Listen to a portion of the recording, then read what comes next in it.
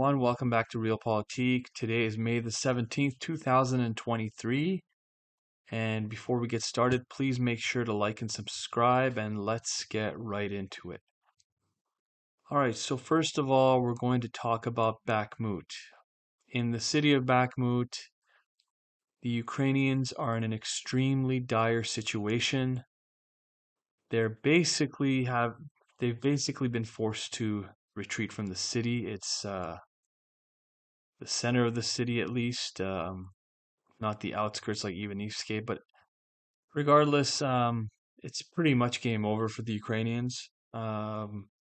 This in blue I've highlighted shows the progress the Russians have made in the last 2 weeks or so, I would say.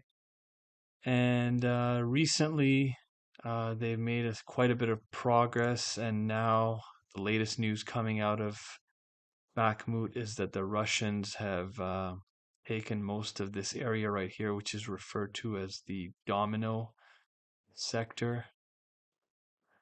Now in the dark blue, you see what the Russians controlled, 3 days ago, and then they took the rest, and now we're hearing that they've taken this entire little rectangle that I've highlighted. Now, in this part right here, there's also some sources claiming that the Russians have taken most of the area and fighting is ongoing. So basically, it's game over for the Ukrainians. We're hearing that they're basically retreating now, basically holding on to the edges of the city and retreating into the fields and heading towards Chasiv Yar, where most of Ukraine's military is based nearby, most of the reinforcements for Bakhmut.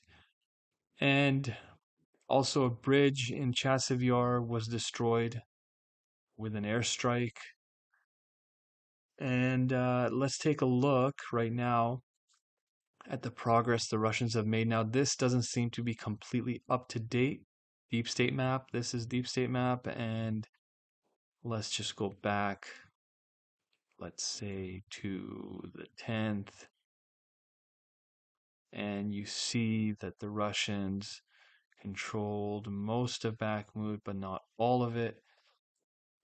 And now let's go forward.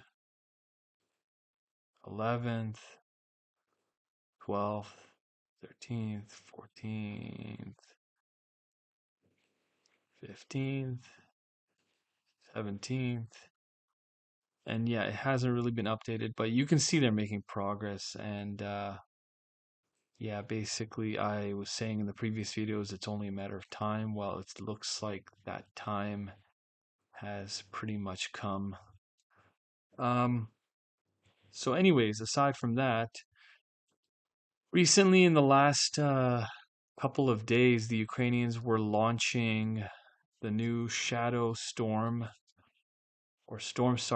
Shadow missiles they received from the UK. They're stealthy air-launched missiles. They were launching these at the city of Luhansk.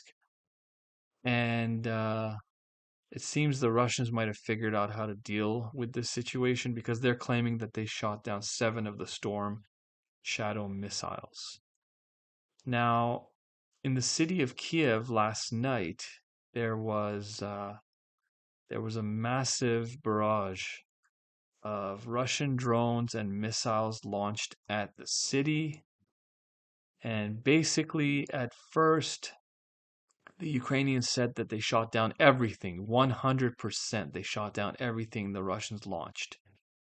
But then some footage was released, and people are not allowed to release this kind of footage in Ukraine and in Kiev for obvious reasons. But let's take a look.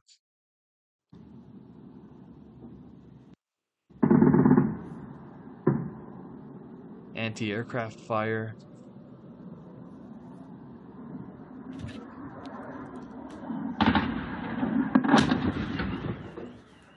And that looks like something hit its target, so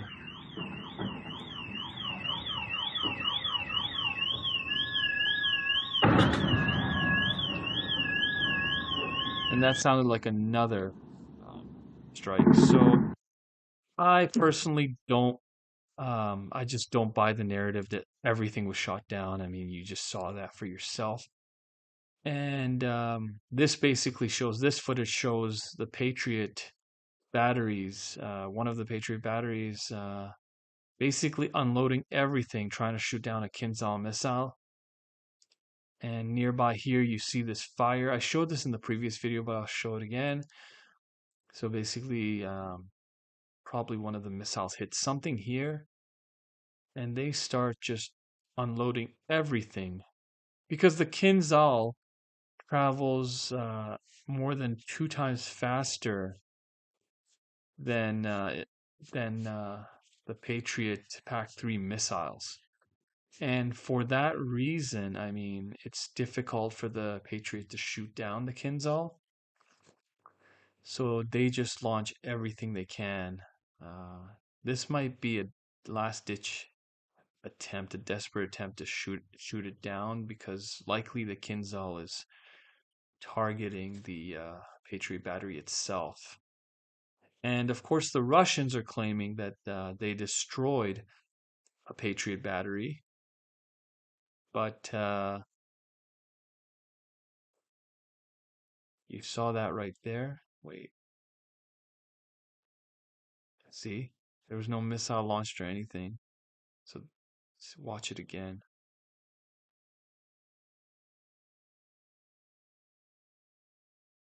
See, something was likely struck nearby or one of the batteries.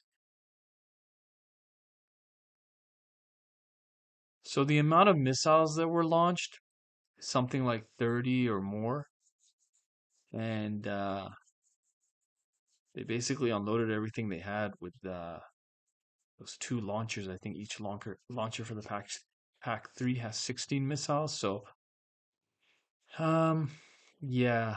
Um, and in the end, you see another explosion where the missiles are being launched from. So, and you see this right here. You see this missile was launched. Now it's falling back down. Another one launched, falling back down. Probably defective. We've seen this before in Saudi Arabia. I've said this before, no system is perfect, so anyways, they keep launching missiles, and in the end, you will see what happens.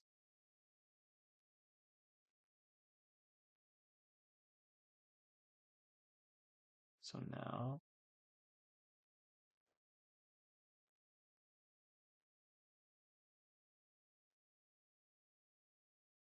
there you go, where the missiles were coming from, a huge flash. So honestly, based on all this, um, and here's a picture of a $5 million Patriot PAC-3 missile on the ground in the streets of Kiev.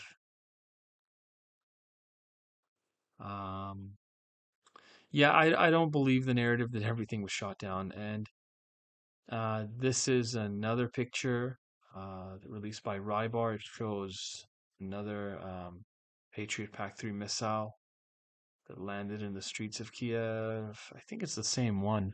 Is it? Um, maybe 2 different ones. But anyways,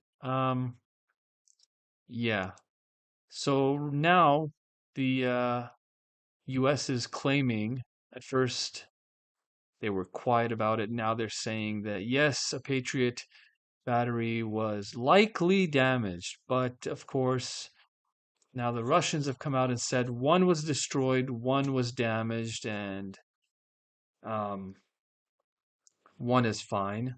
And there was also a Gepard anti-aircraft system protecting the Patriots as well, and that would explain the anti-aircraft fire we heard in this video. So, anyways, aside from that, the UK and Netherlands are now they're looking into sending F-16s to Ukraine. That's something to mention. And also, how long will it take for the Ukrainian pilots to train for the F-16? Um, to sum it up, the short answer is about 9 months of training. It takes years to train a pilot. You need training as a pilot before you train for the F-16, then 9 months for the F-16, then after that you have to start flying it, and right, so it takes years. I don't know um, this how much of an effect this is going to have for this war. But anyways, aside from all that, um, in Mykolaiv, the city of Mykolaiv or Nikolaev, there was there was a gas turbine research and production firm which was destroyed, and a warehouse with military equipment which was also destroyed. This is according to the Russians. Let's take a look at some of the footage.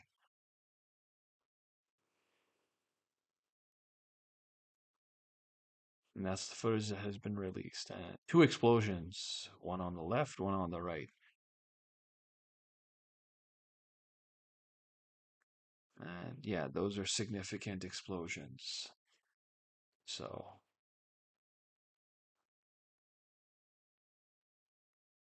and recently, of course, recently, um, in my other video, previously, about 3 days ago, the Russians struck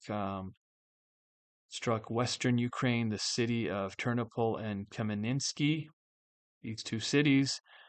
And there in Kamenetsky, there was a massive, just a humongous mushroom cloud. But there are mushroom clouds in both cities. So the Russians are targeting Ukrainian ammo and weapons facilities, storage facilities. Um, so aside from that, something else I'm going to mention in Marinka, the let's find Marinka right here. So in Marinka, the fighting has it's basically how I would describe it as a grinding attritional battle, and it's pretty much a deadlock, right? The Russians control part of the city, the Ukrainians control the western part of the city. Russians are in the east, and both sides are grinding at each other. And yeah, it's pretty much a stalemate, but and any gains are incremental. So anyways, there's some footage for Marinka I will show you. And you can see what looks like, it kind of looks like fireworks, but it's really phosphorus bombs. If those flames land on you, they will basically burn you alive. Don't want to get a copyright strike, so I have to reduce the sound. Yeah. So phosphorus bombs, thermite bombs look similar, but oh, you can see the airstrikes.